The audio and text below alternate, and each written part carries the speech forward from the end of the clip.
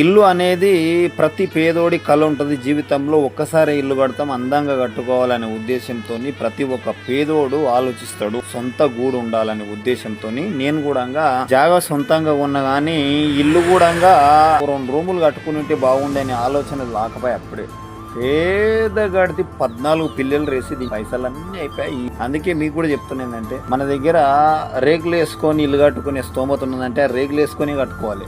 కొద్దిగా ఖర్చు అయిన పర్వాలేదు, అప్పు చేసి కడదామనే ఉద్దేశంతో ఆలోచించినామనుకో ఆ అప్పు తీరది.